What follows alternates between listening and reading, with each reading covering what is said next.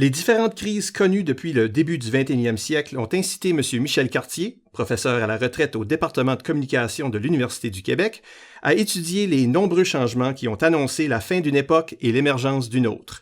Cette animation décrit sa longue réflexion portant notamment sur les impacts de la révolution numérique à l'égard de la société. Pour comprendre l'ampleur des mutations qui ont marqué le début du 21e siècle, il faut d'abord situer historiquement la période que nous traversons. Rapportons-nous donc à la période allant de 1700 à 2000, période qui fut marquée par 3 révolutions industrielles.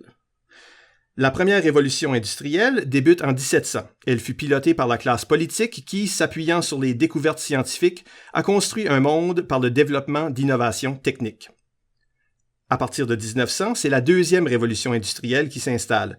Elle fut dirigée par la classe économique qui, s'appuyant sur un modèle capitaliste, a imposé un monde de production de masse. La troisième révolution industrielle est apparue en 1960. Elle fut gérée par les programmeurs des technologies de l'information qui, s'appuyant sur le protocole Internet, ont remodelé la planète en utilisant le numérique. Puis, de 2000 à 2010, une période de transition marquée par de nombreuses ruptures a précédé l'ère post-industrielle qui en est à ses débuts. Cette nouvelle ère, certains l'appelleront la quatrième révolution industrielle. Revenons à la période de transition, soit celle de 2000 à 2010. Cette période a été marquée par 5 crises mondiales.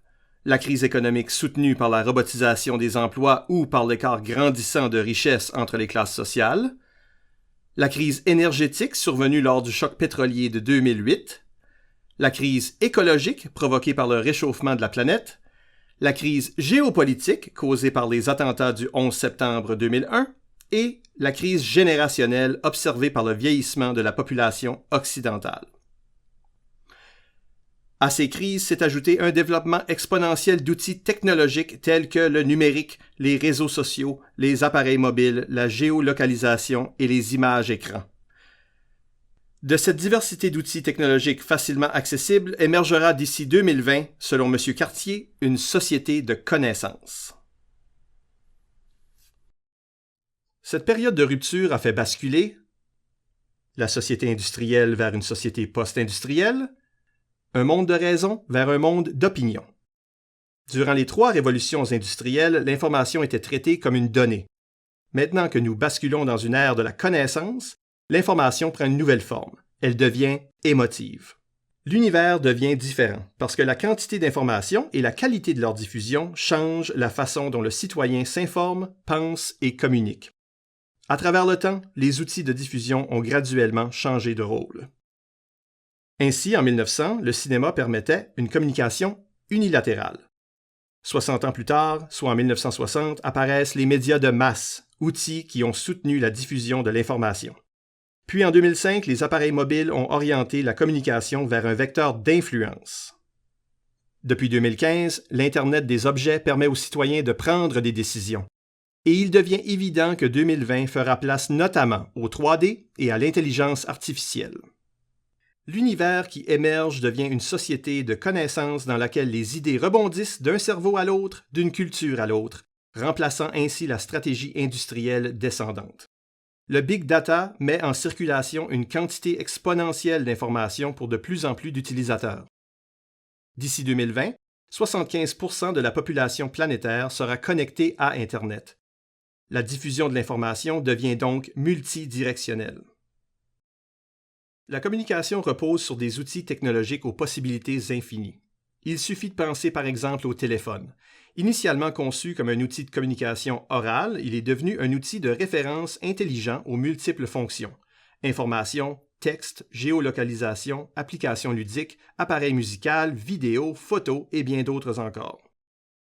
Plusieurs spécialistes s'entendent pour dire que les outils actuels ne sont que le balbutiement des équipements à venir tels que les environnements 3D, la reconnaissance faciale, les outils interconnectés et la robotique. À cela s'ajoute le développement exponentiel de l'intelligence artificielle soutenu par les recherches accrues en neurosciences. L'élève actuel est né dans cet espace numérique. On le qualifie de natif numérique. Or, les générations précédentes ont dû s'initier à ces nouvelles formes de communication. Ces immigrants numériques, comme on les appelle, doivent s'adapter à une société qui met l'image au cœur de la communication. Par conséquent, le degré d'intégration de ces différents outils technologiques varie d'une génération à l'autre.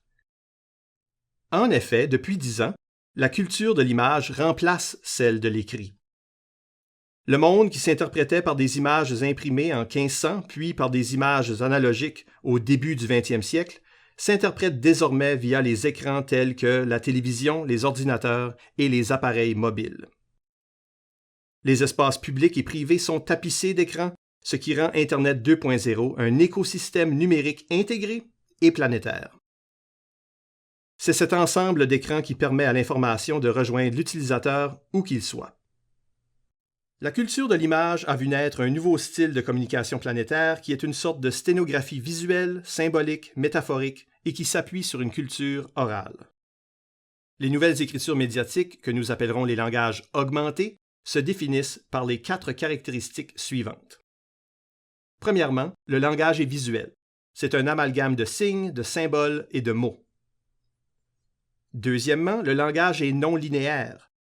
C'est un langage émotif, éclectique et qui épouse le storytelling. Troisièmement, le langage est incitatif. C'est un langage qui appelle à la réponse immédiate. Finalement, le langage est déductif car le message n'est jamais complet, laissant place à l'interprétation. La structure médiatique qui prend forme avec le numérique influence les comportements sociaux par la nouvelle forme de communication. Internet devient une plateforme de communication pour tous les citoyens de la planète, un espace dans lequel le citoyen peut s'exprimer publiquement. Si Gutenberg a fait de nous des lecteurs et Xerox des éditeurs, Internet va nous convertir en créateurs de contenu, donc d'opinion, dira M. Cartier. Le langage augmenté sera donc au centre de cette mutation.